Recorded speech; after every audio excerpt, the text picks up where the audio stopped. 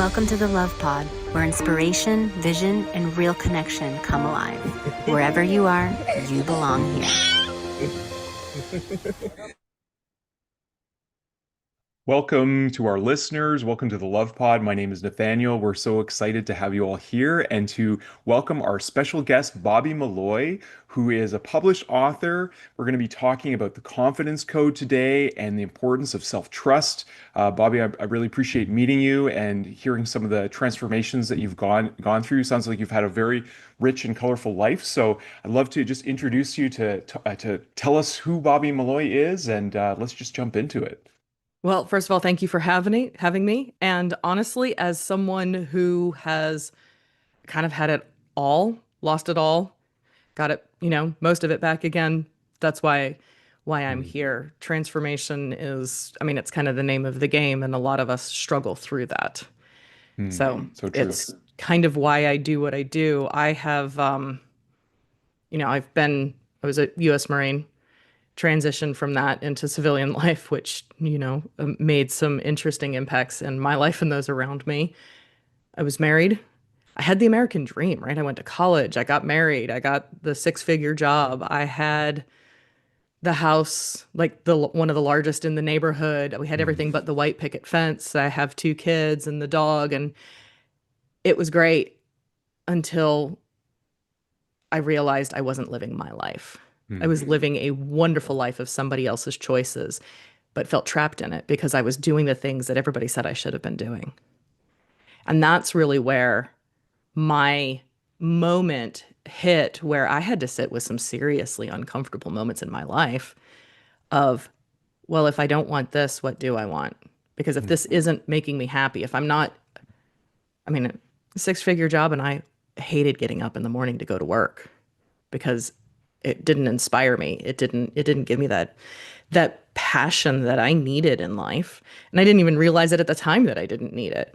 I was married to a man who at the time I had suspected but didn't know, found out much later he was cheating on me the whole time. mm, And these are things that a lot of us get stuck in because we're like, oh, this is we're living the dream. mm. And then you look back and you go, but was that my dream? Good question. And and I struggled with that for many years, that idea of, I mean, not to necessarily go third person, but it's what does Bobbie want? And I couldn't answer it. So I sat with the uncomfortable silence for a lot longer than I would actually truly care to admit, even to myself. But I sat with that uncomfortable silence and then tried to figure out, if I can't answer this, it's that proverbial, if you don't know where you're going, any road will get you there. Hmm. And I was literally on any road of a bunch of other people saying, hey, you'd be really good at doing this. It's how I got my job. You'd be really good at doing this. So I did. And I was. To be fair, I was. You'd be really good at doing this. And so I did it. You'd be really good at doing this. And I made it all the way up to supercomputing, Mm. but Interesting. wasn't passionate. It wasn't my life. It wasn't my life's work. Mm, So going through that uncomfortable process, I realized while I had confidence, I didn't have self-trust.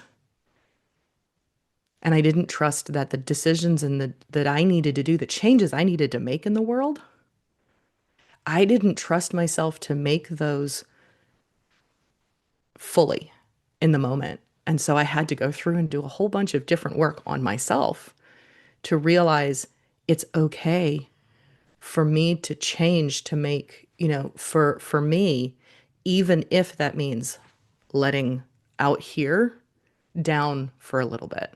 mm. And that realization is where I started to learn that self-trust was more important than almost anything else that you can have.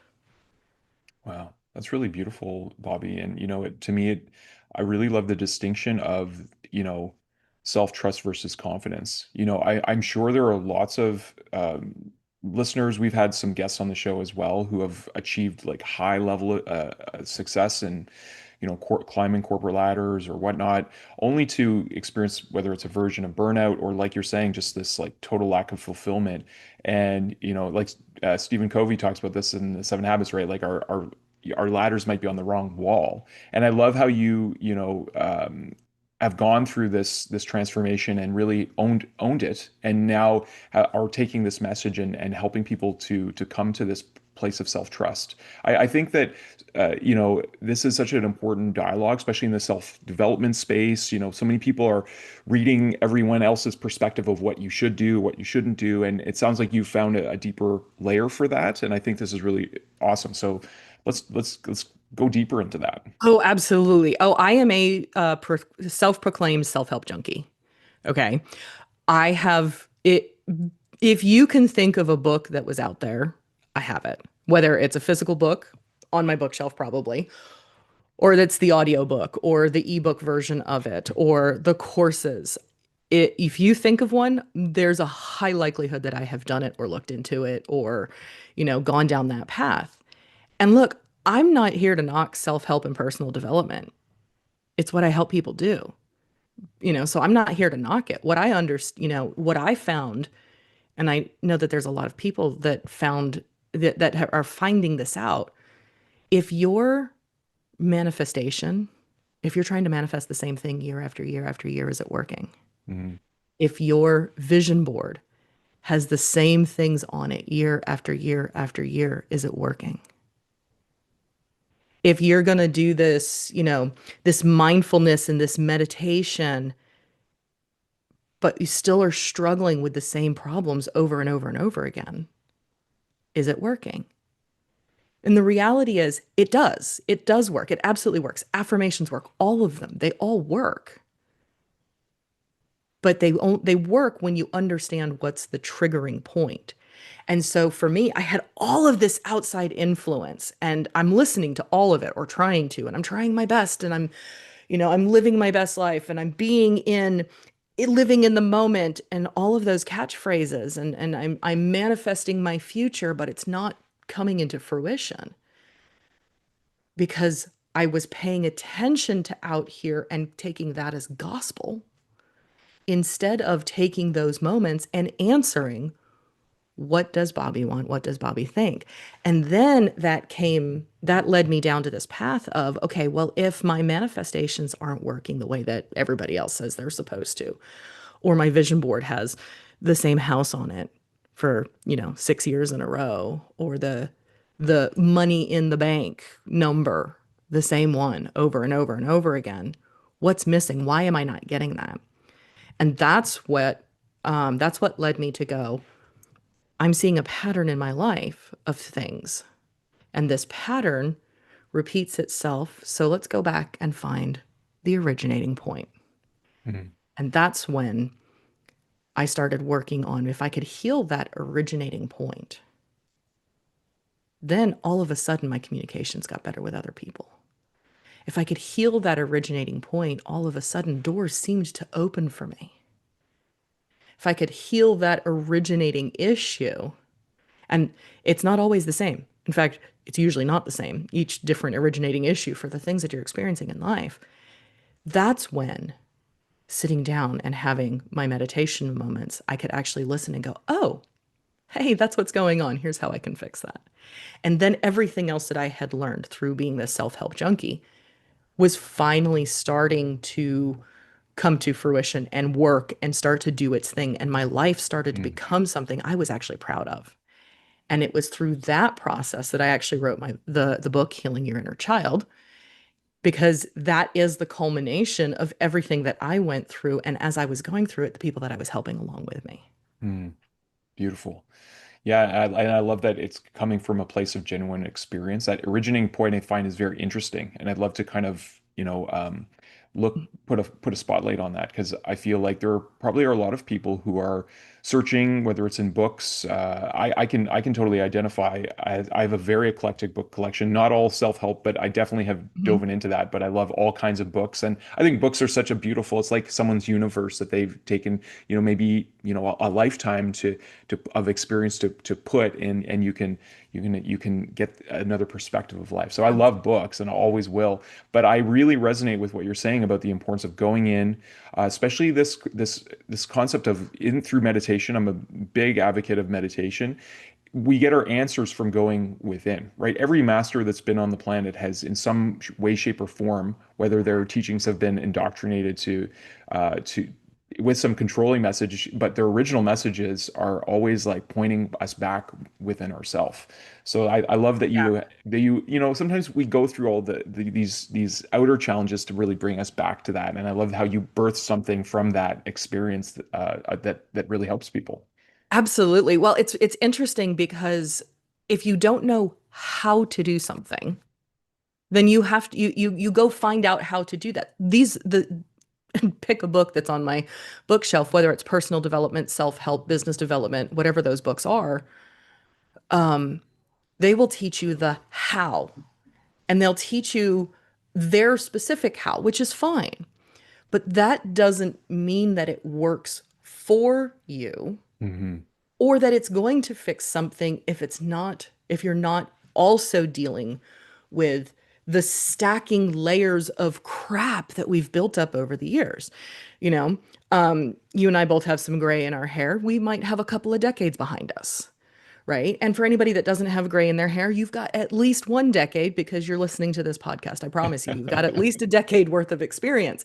And the more of those that you build, and go through life, I like to say that I'm leveling up. I'm not aging up. I'm Hmm. leveling up. It sounds way more exciting when I say that. That's true too. When you've built this experience up over the years, sometimes we have positive experiences, and those are great, but that's not how our brains are wired, right? Fundamentally speaking, scientifically speaking, our brains are wired to find the problems, to find the things that are going to kill us, right? It's designed to find the issues, find the fear, find the thing that we need to avoid. So while we're stacking up some of these positive things, and I promise everybody's got one, even if they've experienced trauma, whether it's a big capital T trauma or a little t trauma, and we can talk about that in a moment. They're stacking up these positive moments, whether they're big or small, but the brain puts more weight sometimes on all of these negative moments because that's what we're hardwired to find. Hmm. That reptilian brain that says, can I eat it? Can I eat it? Can I kill it? Is it going to kill me or can I procreate with it? Like that's the reptilian brain. And if it's not going to kill me, it's like, okay, I don't need to worry about that. Oh, it's going to kill me. I need to worry about that. Yeah.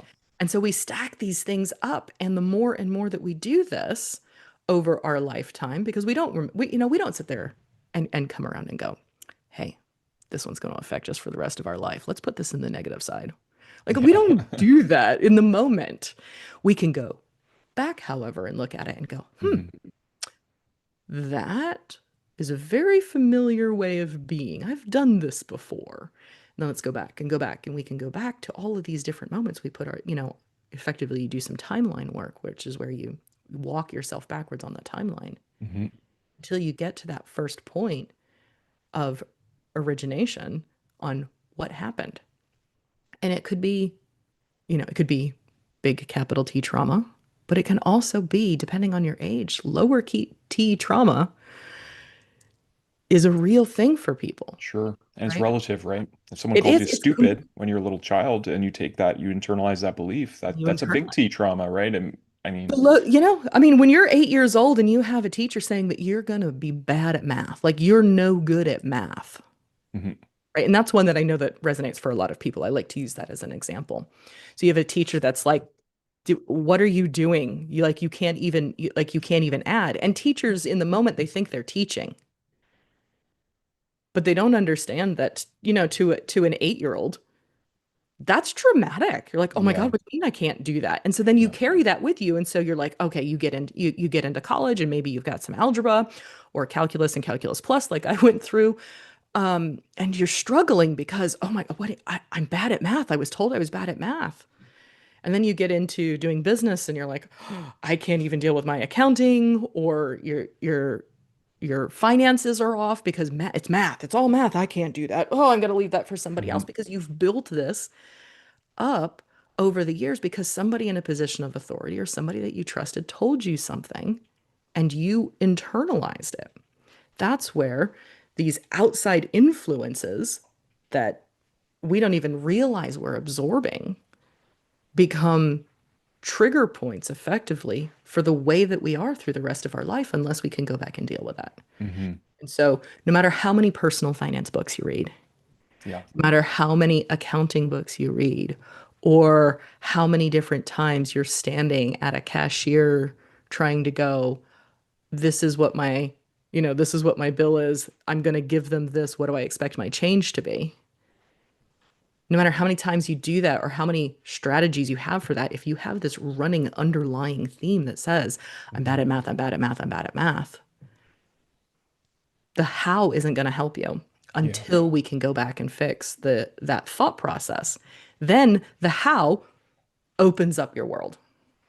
Yeah, totally. I really love how you brought in manifestation as an important element. There's so much talk around this, and what you're talking about is like, to me, I look at manifestation as the creative consequences of thought and emotion. That Absolutely. is the creative tools of our consciousness, right?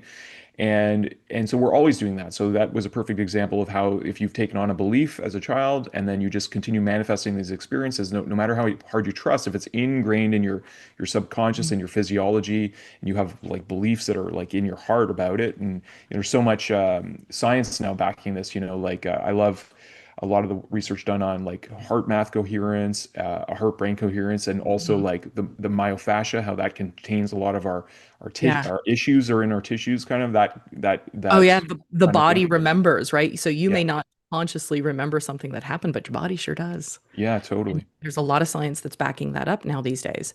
And, if we want to kind of bring this around to this idea of confidence, right? So, okay, great. We've got this issue that we've now identified, and it triggers different events in our life. And so maybe some of our responses aren't resourceful, or maybe the way that we attack problems aren't resourceful. So what do? We learn to not trust ourselves Mm, over time because we don't even know why. We're just like, oh man, I failed at that. Failure isn't actually failure.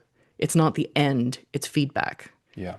It is this idea that the way that I did it, very specifically the exact way that I did something or tried something, didn't work. Okay, great. Let's not do that again. But we've learned, oh, that means I can't trust myself. And Hmm. so we erode our confidence. And so you'll get a bunch of people that walk around and they might be confident in one area. So they know their job and they're fairly good at that. But then they'll have that moment inside and they're like, oh man, what if people find out that I'm a fraud? Hmm.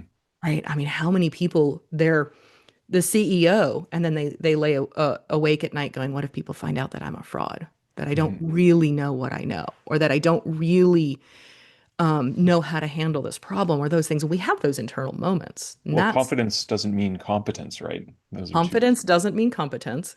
The fake it till you make it is a real thing, but you still have to do it in the right way, Hmm. right? You can get that,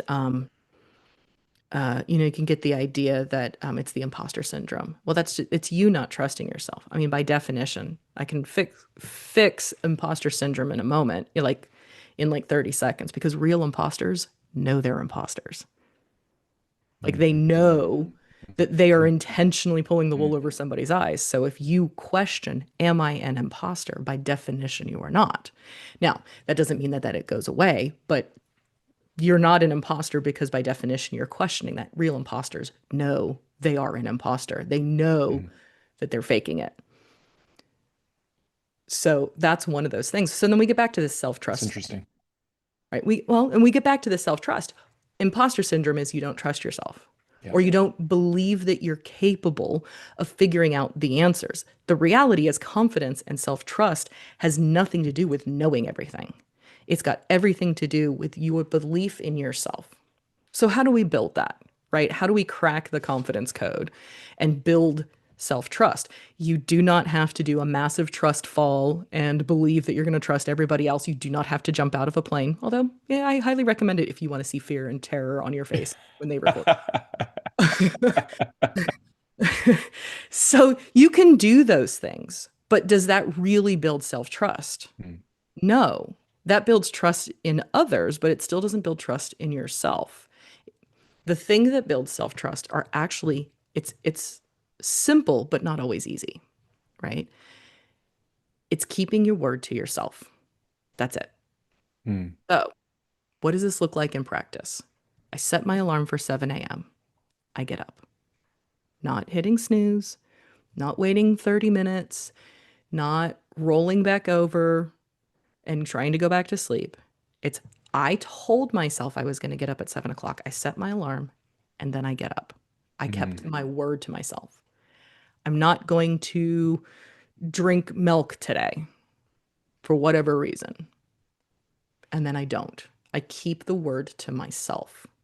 That's how you start building self trust. And you can start small. Again, it doesn't have to be, I'm going to build a six-figure business in 6 months. And then if that doesn't happen, you don't Yeah. trust yourself. Like, don't start there. Start with the little things. I'm going to go Mhm. for a walk today. It's going to be 15 minutes at least. And then do it. And if that means that you don't go to bed until you have done the things that you've said you were going to do to yourself, that's how you build self trust. Once you've got those moments, you can stack them in the positive. Okay, look at all of these examples where I've trusted myself to do the things I said I was going to do.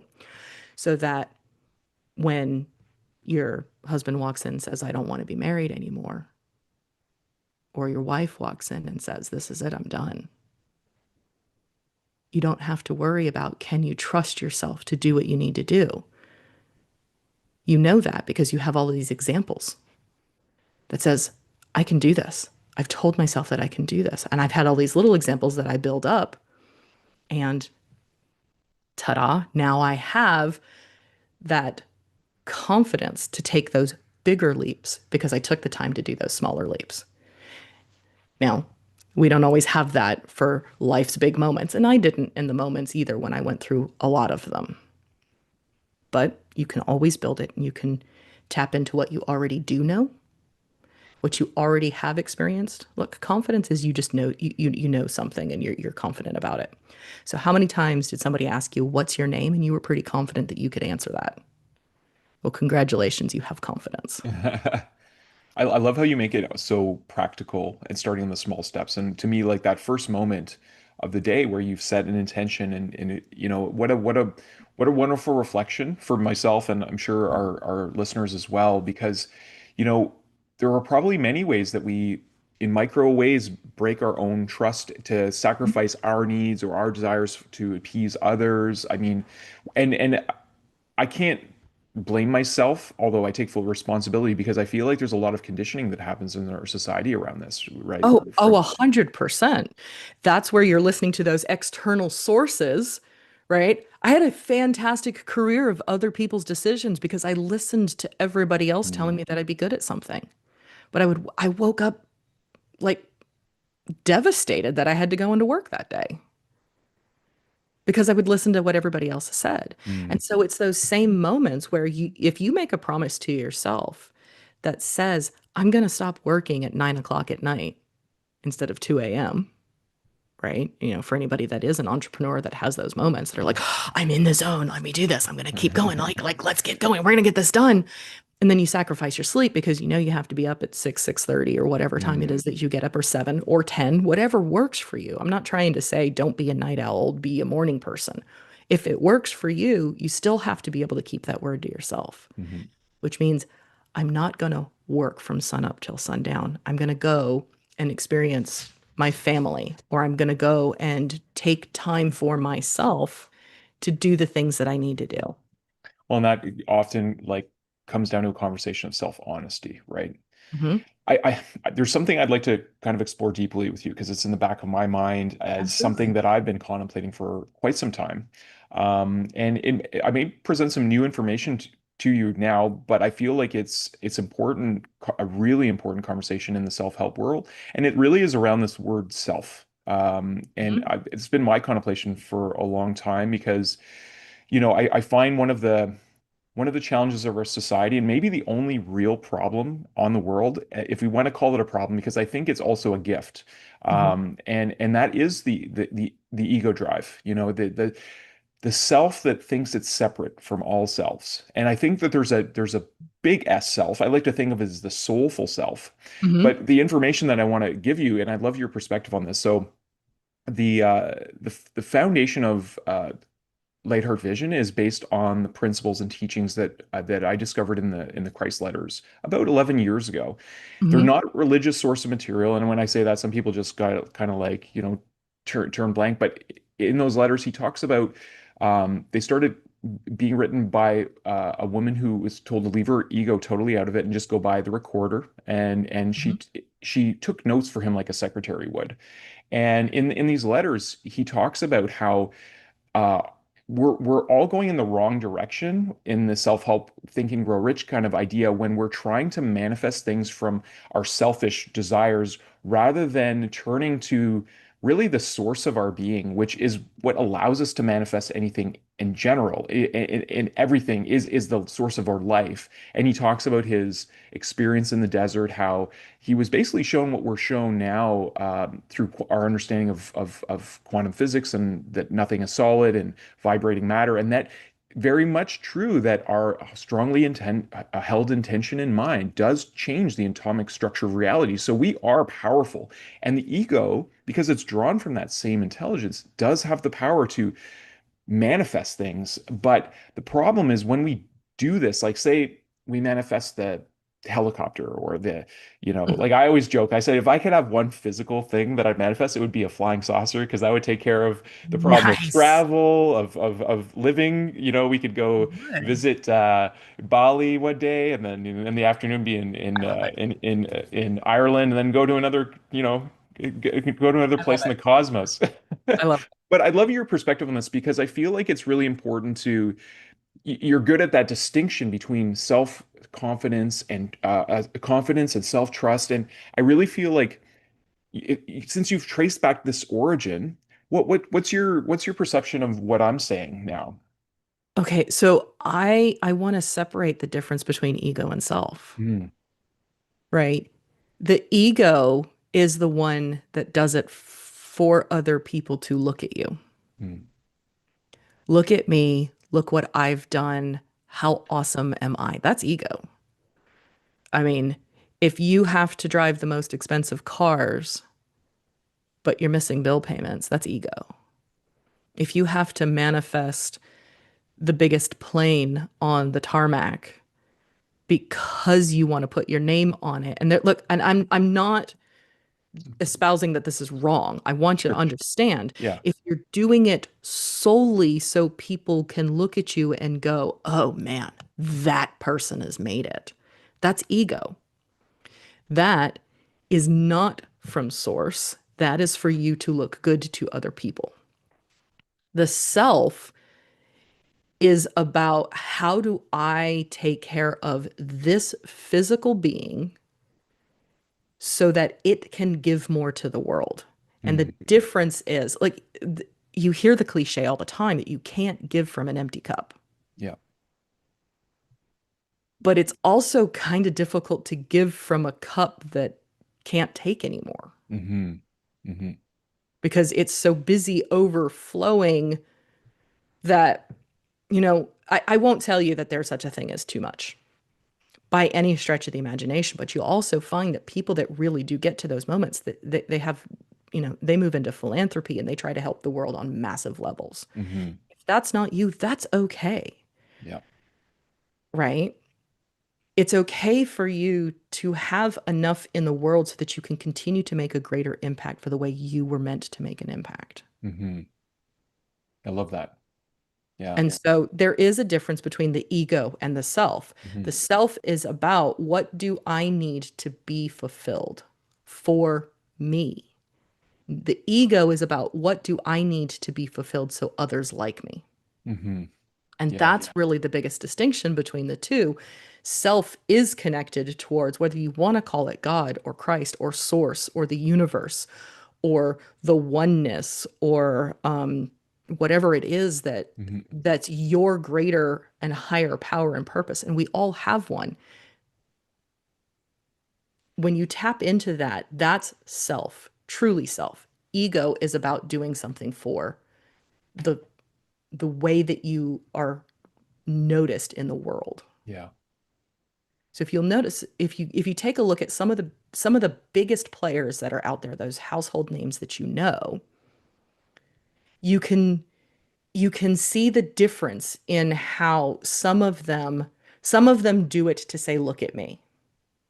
And some of them do it because it's what they're called to do. Hmm. And you Hmm. still know their names just as much. Hmm. Now, do they profit off of that?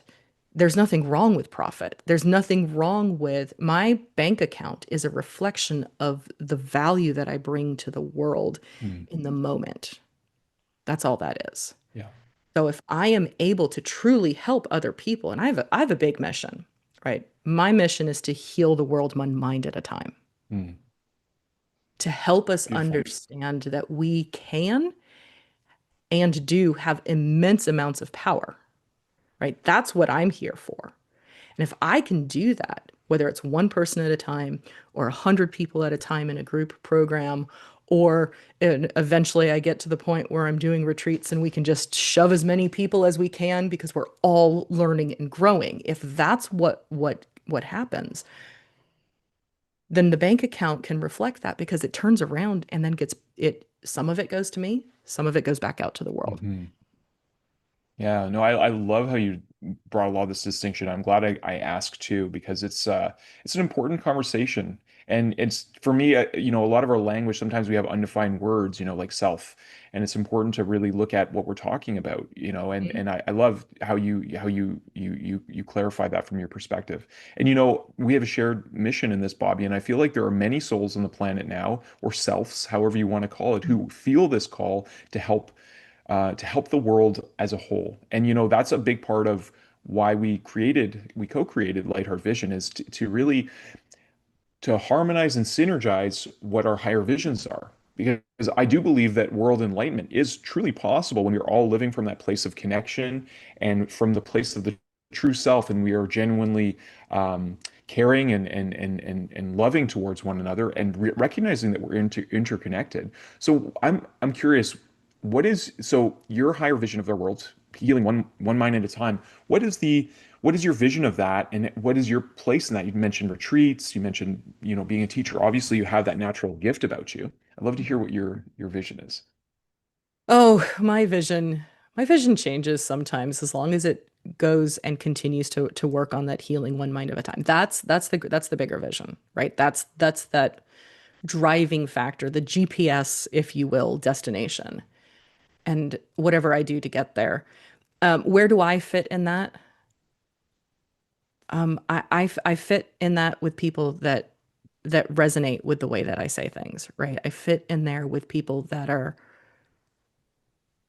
maybe life is great and it's supposed to look that way, but they're not happy, right? I fit with those people that feel like they're bumping up against an invisible barrier and they don't know what it is or they don't know how to Mhm. get around it. And they may not even know that it's there, but they know something is stopping them from getting what they want. That's where I fit. And while retreats, yeah, that's like maybe the 10-year plan. I don't know that I'm on that the retreat plan right now for hosting them, but yeah, that's where I fit right now. I fit helping I f- I fit in helping the people that also know that they can make an impact in the world, Mhm. but Mhm. feel like they're not making the impact that they want to make yet. Yeah, that's so important. I feel like there's a huge audience for that. Like so Mhm. many people. We believe that everyone has a unique purpose that they come here to fulfill. Mhm. And I've had a few moments of my life. It's probably a lot more holistic than that. Just one particular thing. But I think we talked about the industry of, there's manufactured fear out there. You talk about the nervous system, like we're primed, like, Mhm. marketers know this. So there's Oh, yeah. often like, urgency and scarcity built into offers and all these and commercials and all this stuff. And I love how help people trace back to their originating um, points where these wounds first happen, because that can, I'd imagine, eventually lead to a very robust feeling of connection to self, as well Mhm. as mastery, right? Because when you're not pulled and you don't have any many trigger points in yourself, and really the big trigger is what is your calling in this life, and Mhm. what's pulling you. So helping kind of bring all those threads together. So Absolutely. how do you work with people? You have your book. Do you do a one-on-one courses? You mentioned group work. What are the best ways that you found you can have impacts on other people's lives. Well, I mean, obviously, I've got the book. I've got like a little mini course that helps you actually, because once you've started to work on those healing parts, what's next, right? Well, if you're not who you thought you were, because we're starting to heal some of those things that you thought you were, you get to define who you are, and you get to define that. So then I have a course that helps you define who you want to be. And then group coaching for this type of work is actually amazing because so many people walk around thinking and believing that their problems, their issues, what they're dealing with is so unique Mm, that they have to have one-on-one coaching. Oh my gosh, it's so what I'm dealing with is so nuanced and so unique. And when you find is when you're with a group of people, somebody else is like, yeah, I've got that too. Or mm, I mm. struggle with that too. So I find that group coaching really, really works, especially for this kind of work. And I do one-on-one coaching.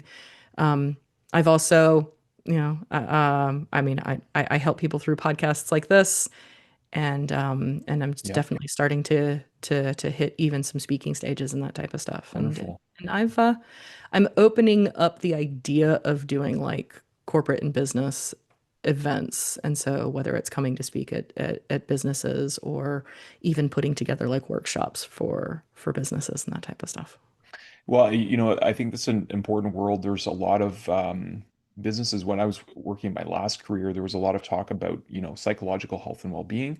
If people are not integral with themselves and they're not showing up and having that self-trust that you're talking about, like that's more days off. That's more, people are not showing up fully to work. So I can see that, as a growing audience. And I love that we're meeting you at a point of transformation. I think we're always going through transformations, but Mhm. especially in your the unfolding of your mission in your work, Bobbie, I think it's really awesome to see that. And I'm wondering so you love doing group work, and I totally see that because that to me is the community vibe. So when someone Absolutely.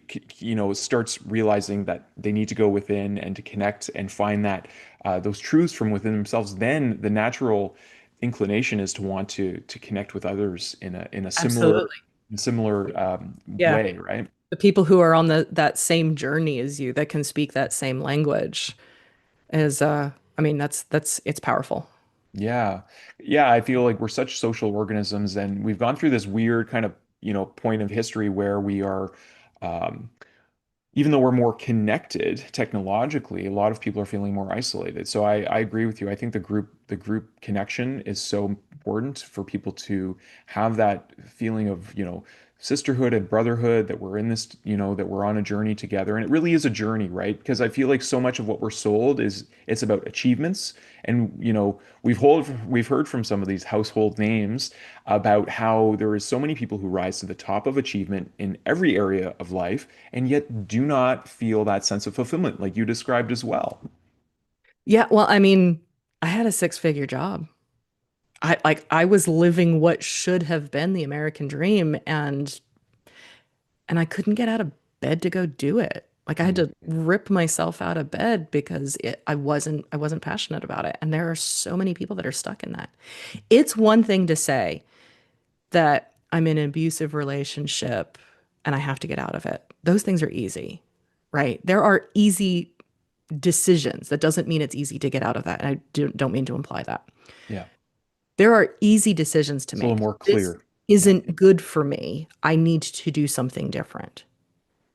The insidious ones are where it might be okay for you, but it's not great for you. Yeah.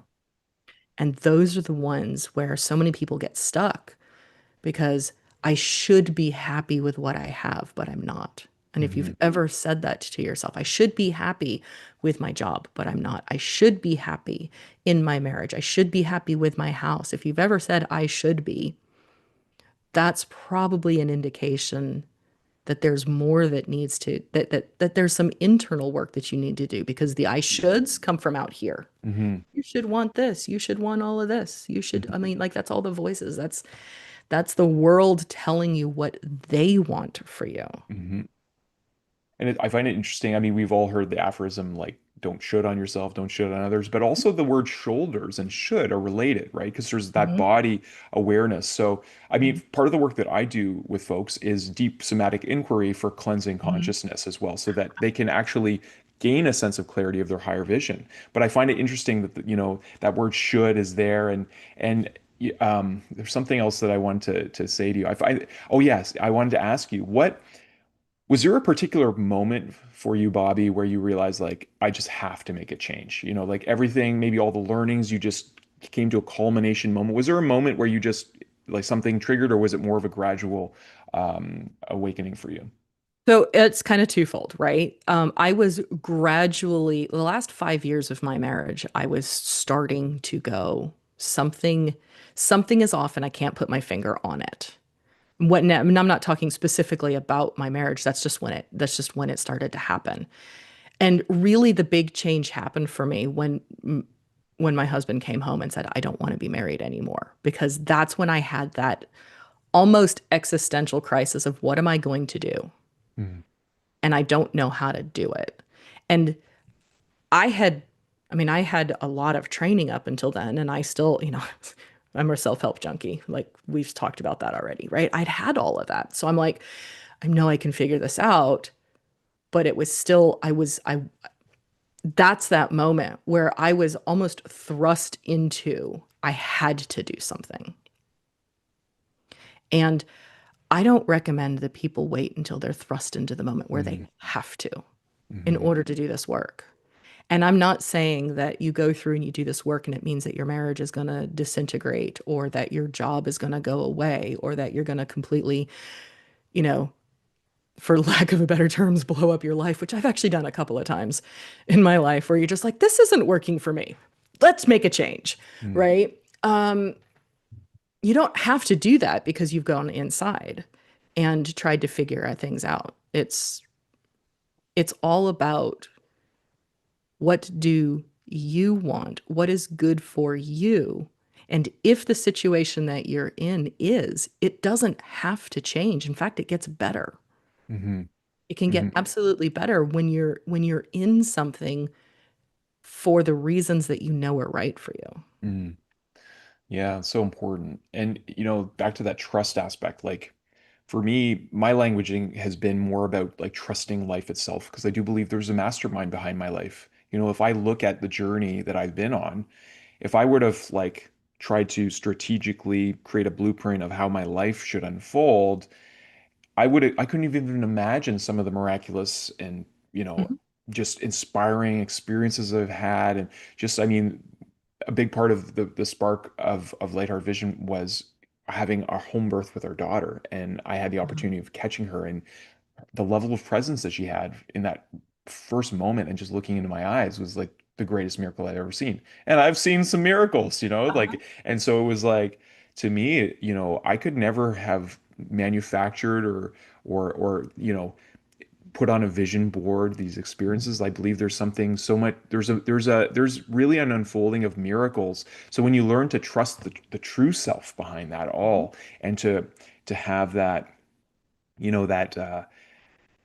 that that awareness that that is there and available Mhm. to you, then your life can transform, right? And it sounds like you've been through many transformations, and I think that's a mark of an old soul. It's someone who's gone through kind of like several lifetimes in one lifetime. Yes. Um, yeah. Yeah, absolutely. Well, it's kind of that idea, so the transformations and the difference in the journey. And when you're talking about mapping something out, let's go back to the GPS, analogy for a moment. You Mhm. have your direction. It's Mhm. one thing to say, this is my big vision, this is my purpose. And, what happens when you get on the road? If you're anything like me and you're driving down the road, you will miss a turn Mhm. or you'll misread the map, even if it's telling you to take the next right. You're like, which one is the next right? Because there's like three of them right in a row, and you take the Yeah. wrong one. Yeah. It happens. GPS doesn't give up on you. It doesn't say turn around and go home. That's it. You're done. It reroutes you. Hmm. Now, sometimes it can take you back to the path that you were on. Hmm. Sometimes you have to take a U turn. And sometimes you're so far off the path because you're not paying attention to the GPS Hmm. that it just takes you along those little back roads through the neighborhoods. You're taking the scenic route, apparently, to get to wherever it is that you want to go. And that's life. Hmm. So mapping out and being, this is the way that I'm going to go. Sure, that works until life throws you a curveball or until the road has maintenance on it and the main road is shut down and traffic is 7 miles long and you're like, find me another route. This isn't working. And that's the fun part about being in alignment with who you are and who you Mm. are meant to be is no matter how many routes and rechanges and U-turns, if you've ever had to do a couple of those, how many of those that you have to do, it's all getting you back to that ultimate destination. And so make sure that the GPS of your life is pointing in a direction that's actually in alignment with you. I love that. And such a beautiful analogy. I feel like everyone can relate to that, especially the ones who are beyond a decade, as you said, old and are driving around. Yeah, no, it's really wonderful. You have a very beautiful gift of being able to articulate things in a way that's very approachable, and uh, I see how that doing that inner child work, because we at the end of the day, especially if we have subconscious wounds or things that happen when we were pre-verbal, we have to be able to relate to ourselves in a way that is childlike, right? Because not everything is going to be understood in high intellectual concepts, and a lot of those self-help books and things like that can be very, like they can be very pragmatic, but they can also be very like um, just blunt and just do it, or like schedule it and do it. But if we have these underlying issues. So I love how you really frame things, and I can see how as a guide, as a coach, that you really do help people in the ways that are relatable to them. So thanks for being of Oh, service in thank that way. you. Thank you. Thank you very much. I very much enjoy what I do. Yeah, I can see that in you. And I think that at the end of the day, people are so wanting that passion. They want to wake up and feel excited about what they're doing. And for you, what was the turning point, like when you really realized that moment that you're waking up, it's like, oh, I have the energy, I'm excited. Like, was it that you were focusing on serving others? Was it that you were just in a totally different, life circumstance? What was it for you, Bobbie? Oh, great question. I think the turning point for me when I started like really just enjoying getting up was once I had decided who I was going to be. Because that's my choice. Hmm.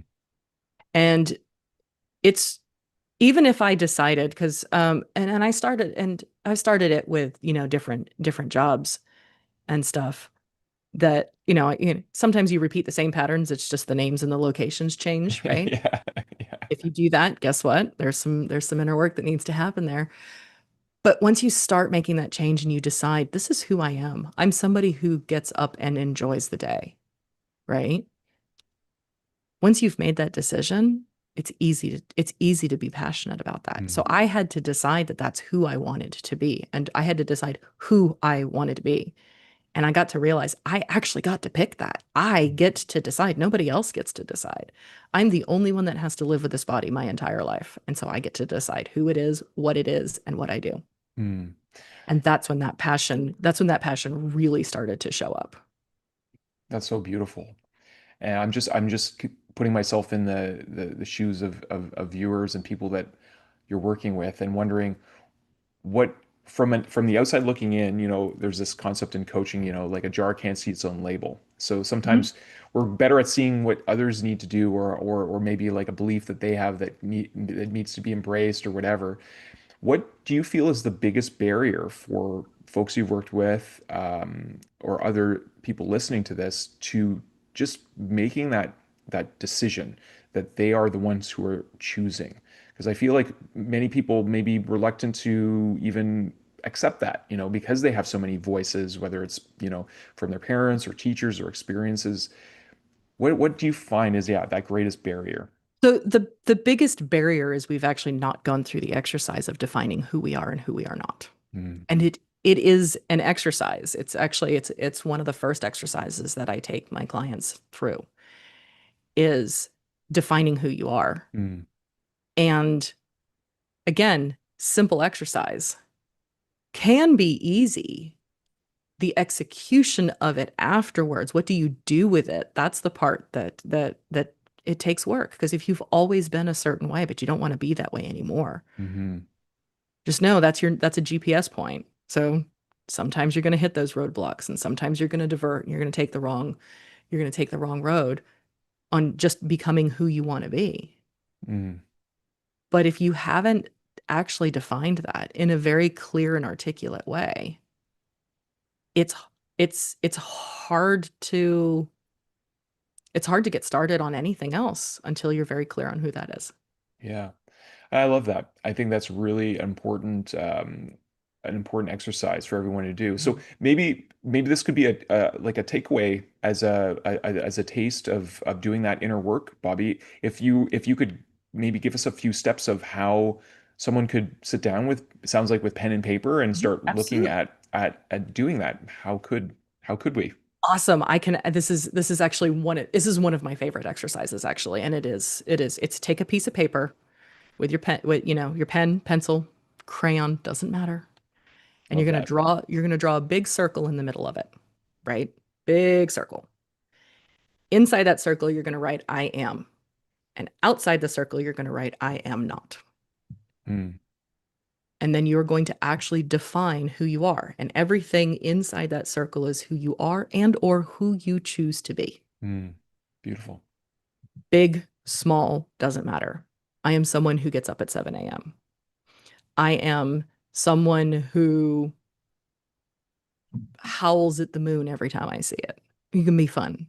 Mm. I am a good mom. I am a great dad. I am passionate.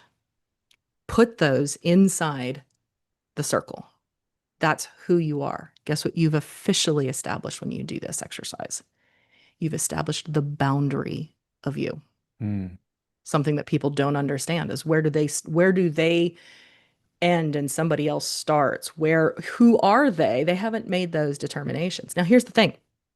This is not set in stone. You get to change it at mm, any point in time because if you decide that I'm someone who gets up at 7 a.m. does not work for you, you can change it. Just erase or scratch out, create a new paper, doesn't matter. You get to define who that is. mm, It's also equally important to define who you are not. Okay, so you take the time and do who you are. Take the time to do what you no longer are mm, choosing to be or you don't accept from other people. Um, I am not a horrible person, mm, right? I am not evil. mm. I am not abrasive. There's other words that I can do, and I'm For pretty sure. sure Yeah, we there's a could, couple yeah. of these that will, I don't need you to Yeah. bleep me out. But you can think about all of those words. What are the things that somebody has said to you, and you're like, that's not me. Yeah. So now when you have this clear boundary, when somebody tells you that you are something and you know that you're not because now you've established that who you Hmm. are. Hmm. I mean, that's like me coming to you and saying, you know what, you've got amazingly beautiful blue hair. And you're like, oh, I don't have blue hair. What the hell was that? Who are you talking to? So, but if somebody comes at you and says, you know what, God, you were really abrasive back there, and I need you to tone it down a little bit. You're like, "What the heck? I'm not abrasive. It's not me. You're not Mm, talking to me." mm, And you can then other people's opinions can start to roll off of your back. mm, And then you've established who you are. Are you going to make mistakes? Absolutely. Are you going to find times where you're like, yeah, I said I wasn't going to do that anymore? mm, Absolutely. mm. It's life. It's life. But you're painting an awareness, and I love this perspective of creating boundaries because there's so much talk about boundaries. With our little one, we have to establish healthy boundaries with her, and they're important, right? Like we all need boundaries. Like there's this concept that just freedom is just doing whatever you want, but that's not real freedom. That's Mhm. chaos, right? When you don't have the Chaos. boundaries. And so I love this exercise. It actually reminds me of a very simple exercise that are found in the Christ letters, and that's what I love about them is they're so practical, like very much like you. And I think this concept of writing things down, Mhm. we had another guest, Rick Kroll, who talked about this. And the actual act of writing is physical manifestation, right? Mhm. In its essence. So I love that by writing this down, you're creating a physical boundary, like this is who I accept myself as, and the other aspects that maybe are available as options, that's not really who I am. That's part of the falsehood of like what we were talking about, maybe the ego. Like the ego can be very judgmental. One acronym I like, you mentioned evil. To me, evil is an acronym. This came to me as an inspired way many years ago. So because I do a lot of writing and my brain uh, tends to work in acronyms a lot, but and it still makes sense to me. It's every vice imposed on life. And that could Uh-huh. be like gross. It could be like obviously war and all the things that we've seen on this planet, but it could also be uh, very subtle, like judging someone. Mhm. Like I think that person is a dumb idiot. Well, that is a I don't even like saying those words, right? Because I don't like being judgmental, but that's a subtle form of an imposition. But I Mhm. what I love most about your approach, Bobbie, is that it's fluid. If you Mhm. don't like it, if you change your mind, you change it. It's not like we create this like thing in stone that this is who I am. And so I really love that. I'm gonna do that exercise, and I hope our listeners do take a pen or crayon or pencil to paper and do that Mhm. themselves. I think that's wonderful. Absolutely. And it's an exercise that can be done over and over and over and over again, right? Do it once, and then you what you'll find. See, here's what'll happen. Let me let you know what's going to happen. You're going to do it. Put 10 minutes on the timer, by the way. Put 10 minutes on the clock and sit down for 10 minutes and be like, I'm not going to. There's no way I'm going to do this for 10 minutes. The 10 minutes timer is going to go off, and you're like, I'm not done.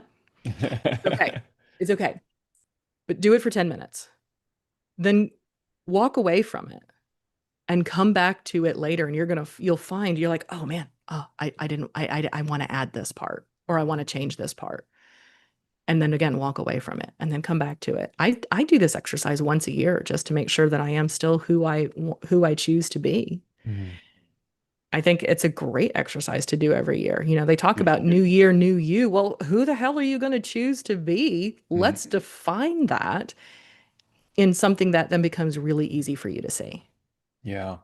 And talking on like new year, new you, I so much of that is focused on goals, not necessarily character traits, right? And I feel like character versus personality is a very important distinguishing. Like if you're kind and you're versus a mean person, and so I love this exercise. It really gets you to kind of put a spotlight on who you are, and then just like let everything else that isn't you Mhm. dissolve. So do you for yourself, Bobbie, is this something that you have like do you have a certain rhythm, or you just do this when you feel called to like relook at it, or is it a New Year's I started doing it on a pretty initial rhythm because I wanted to make sure that it was something that was working for me. beautiful? Right. So I started doing that on a pretty good rhythm. Now I do it on I kind of do it when I'm called to do it. And it's okay. That's okay too, because I look at it and there's a few things that'll change every year, or there's a few things that'll change every time that I do it. But it's refining more than anything else. Mhm. You'll start out being broad. You'll Yeah. start out being, I'm a kind person. And then you'll find, but do I have to be kind every time? No, Mm. no, you don't. You can choose. You can choose when to be kind. You can choose the people in your life that you react to or that you let in your life. Like those types of things, you can define who that is with you. This is one of many ways to establish boundaries. And Mm. the first person you have to establish boundaries with is yourself. Yeah. So It's, important. it's impossible to establish boundaries with somebody else if you yourself don't at least understand where your boundaries are. Yeah, yeah. I love it. It really, to me, is so reflective of self-mastery. And I love how you add, such a unique take because it comes from your own unique experience. And I think that's, Mhm. you know, I th maybe maybe we can bring the circle to a closing here because Mhm. we talked in the initial conversation around people who may be struggling with imposter syndrome, and maybe someone's listening to this conversation and be like, oh, there's so many coaches out there, so many teachers. We mentioned some household names, and I think a lot of people who do have something unique of value to share maybe struggle with that. It's like, well, it's already been done. People are saying it, but like you're to me a perfect example.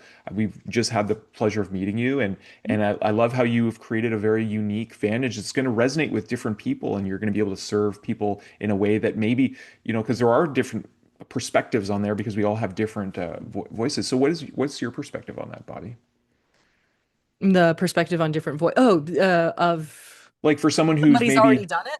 yeah, like someone who's feeling the call maybe to make a change in their life, and maybe they feel drawn to, to maybe speaking or going to develop as a coach or whatnot. And like what I'm saying is you have such a unique Mhm. perspective than another. So yeah, what would you tell someone like that who maybe is coming to work with you and is feeling this call to a higher calling, and is having that feeling, maybe imposter syndrome or lack of self-trust? Yeah, so everybody has their own story.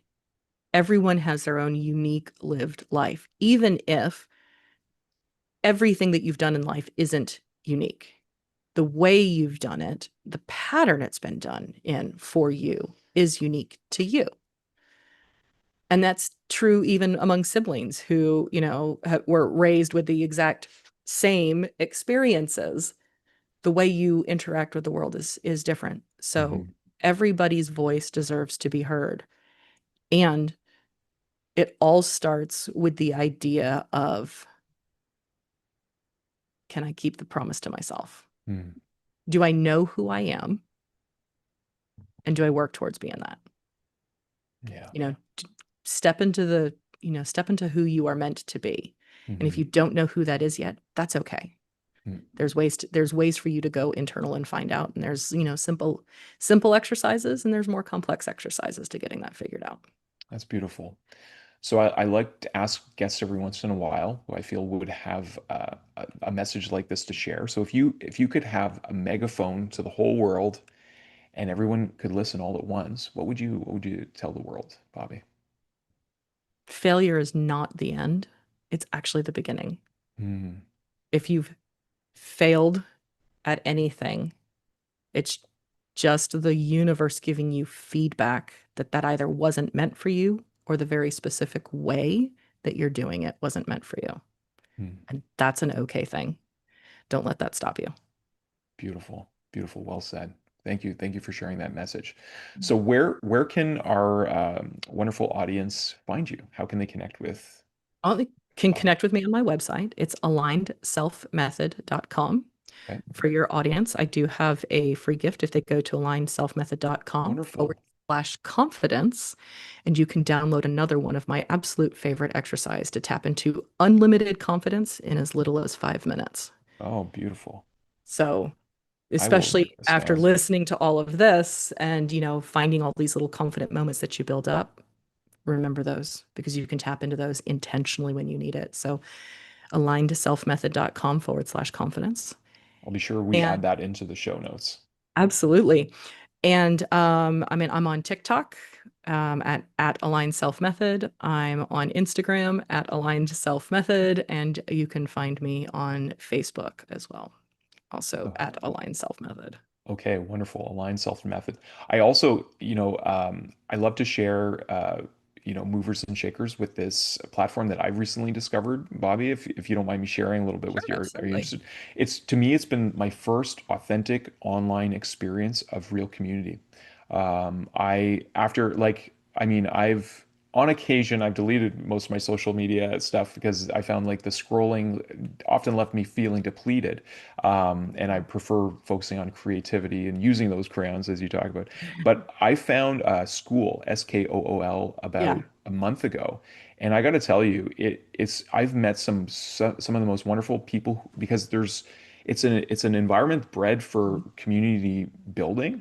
And it really is about finding your tribe based on interests. And Mhm. like Gary Vee's talked about, how we've like social media is dead and it's really interest media is now, and I really feel like there's this yearning for community. So I'd love to invite you to check out our community if you feel that calling, and even to consider a place where you can find your or build your place online, because it is a very unique ecosystem. There are no ads. And I see it as this really unique take on what I think we all wanted the social experience to be online, but it never really came to fruition. This is, I mean, I'm an unofficial ambassador of school, but I really have loved it so much because of so many of the awesome aspects of it. So yeah, I've been telling our viewers on occasion when I meet a guest who I feel it would attract the members, but it's awesome. So if you want to know more, I'm happy to share information about it. But things are changing, and our world is opening Yes, up. There's more emergent technologies that are coming. I feel like it's a very exciting time to be alive as a human being, and we're absolutely. so interconnected. Um, Listen, it's been such a pleasure having you on, Bobbie. I really appreciate your perspective. You make things really simple, which I know from my experience, that's actually a big gift to do that. It actually takes a lot of work to be able to make things simple. Yes, And often you hear something, oh, that's so simple. Why didn't I think of that? But it can take a whole lifetime to sometimes to really bring things down. So I see that you have that gift. So I really appreciate that about you, and I'm sure our listeners do as well. So, do you have any last things you want to say before I invite Luciana to give us a farewell for the day? oh man, there's so much to try and put into this type of time frame. So thank you very much for the opportunity to come and share with your listeners, and may everybody go step into being the person they choose to be. Beautiful, beautiful. You're welcome back anytime, Bobbie. So I'm sure you have lots more that we could talk about, and yeah, that's so wonderful having you on. All right. Well, I'm gonna invite Luciana to come in to say hello. Thanks for watching. You say ciao ciao. Bye.